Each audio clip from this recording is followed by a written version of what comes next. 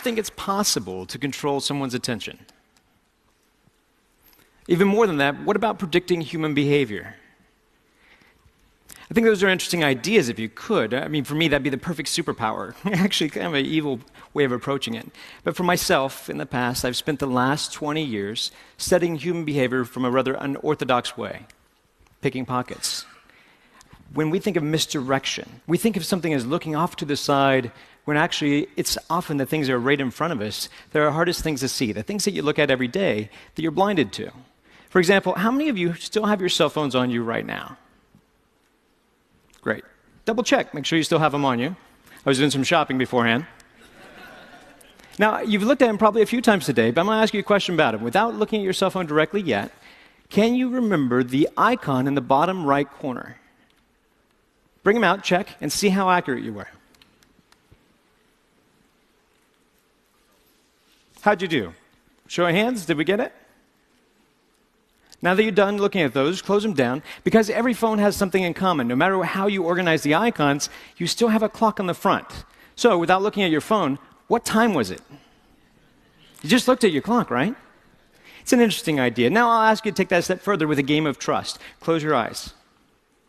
I realize I'm asking you to do that while you just heard there's a pickpocket in the room, but close your eyes. Now, you've been watching me for about 30 seconds. With your eyes closed, what am I wearing? Make your best guess. What color is my shirt? What color is my tie? Now open your eyes. By show of hands, were you right? It's interesting, isn't it? Some of us are a little bit more perceptive than others. It seems that way. But I have a different theory about that model of attention. They have fancy models of attention, Posner's trendy model of attention. For me, I like to think of it very simple, like a surveillance system. It's kind of like you have all these fancy sensories, and inside your brain is a little security guard. For me, I like to call him Frank. So Frank is sitting at a desk. He's got all sorts of cool information in front of him, high-tech equipment. He's got cameras. He's got a little phone that he can pick up, listen to the ears, all these senses, all these perceptions. But attention is what steers your perceptions, is what controls your reality. It's the gateway to the mind. If you don't attend to something, you can't be aware of it. But ironically, you can attend to something without being aware of it. That's why there's the cocktail effect. When you're in a party, you're having conversations with someone, and yet you can recognize your name, and you didn't even realize you were listening to that. Now, for my job, I have to play with techniques to exploit this, to play with your attention as a limited resource. So if I could control how you spend your attention, if I could maybe steal your attention through a distraction. Now, instead of doing it like misdirection and throwing off to the side, instead what I choose to focus on is Frank. To be able to play with the Frank inside your head, your little security guard, and get you, instead of focusing on your external senses, just to go internal for a second. So if I ask you to access a memory, like, what is that? What just happened? Do you have a wallet? Do you have an American Express in your wallet? And when I do that, your Frank turns around. He accesses the file. He has to rewind the tape. And what's interesting is he can't rewind the tape at the same time that he's trying to process new data. Now, I mean, this sounds like a good theory, but I could talk for a long time and tell you lots of things, and they may be true, a portion of them. But I think it's better if I try to show that to you here live. So, if I come down, I'm going to do a little bit of shopping. Just hold still where you are. Hello, how are you? It's lovely to see you. You did a wonderful job on stage. You have a lovely watch that doesn't come off very well. Do you have your ring as well? Good, just taking inventory. You're like a buffet. It's hard to tell where to start. There's so many great things. Hi, how are you? Good to see you. Hi, sir, could you stand up for me, please? Just right where you are. Oh, you're married. You follow the directions well. That's nice to meet you, sir. You don't have a whole lot inside your pockets. Anything down by the pocket over here? Hopefully so. Have a seat. There you go. You're doing well. Hi, sir. How are you? Good to see you, sir. You have a ring, a watch. Do you have a wallet on you? Well, we'll find one for you. Come on up this way, Joe.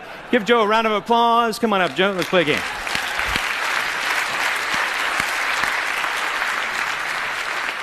Pardon me. Don't think that you need this clicker anymore. You can have that. Thank you very much. Appreciate that. Come on up to the stage, Joe. Let's play a little game. Now, do you have anything in your front pockets? Money. All right, let's try that.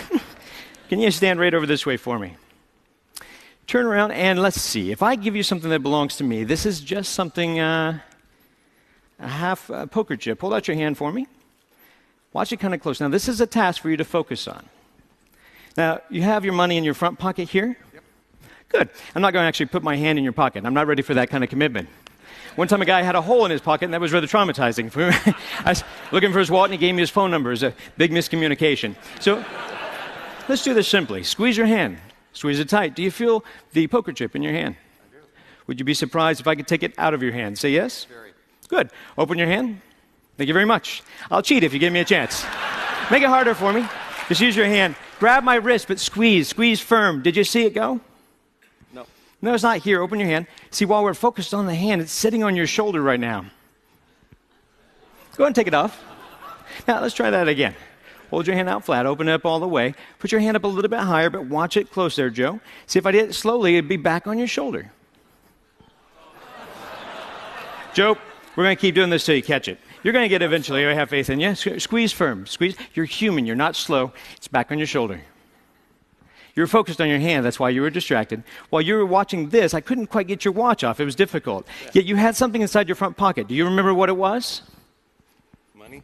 Check your pocket. See if it's still there. Is it still there?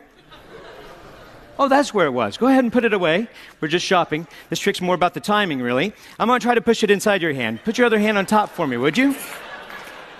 It's amazingly obvious now, isn't it? It looks a lot like the watch I was wearing, doesn't it? That's pretty good. That's pretty good. Oh, thanks.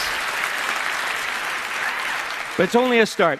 Let's try it again a little bit differently. Hold your hands together. Put your other hand on top. Now, if you're watching this little token, this obviously has become a little target. It's like a red herring. If we watch this kind of close, it looks like it goes away. It's not back on your shoulder. It falls out of the air, lands right back in the hand. Did you see it go? It's funny. You got a little guy, he's union. He works up there all day. If I did it slowly, if it goes straight away, it lands down by your pocket. I believe, is it in this pocket, sir? No, don't reach in your pocket. That's a different show.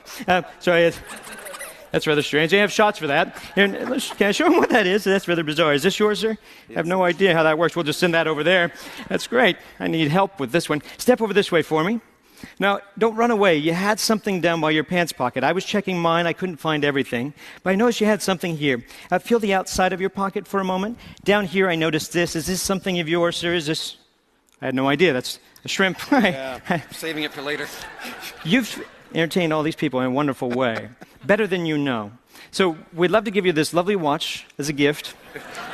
Hopefully it matches his taste. But also we have a couple of other things. A little bit of cash. And then we have a few other things. These all belong to you, along with a big round of applause from all your friends. Joe, thank you very much.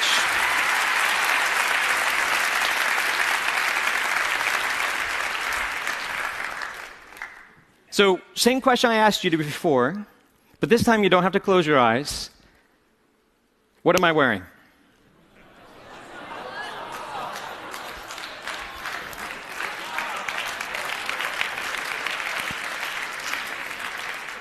Attention is a powerful thing. Like I said, it shapes your reality. So I guess I'd like to pose that question to you. If you could control somebody's attention, what would you do with it? Thank you.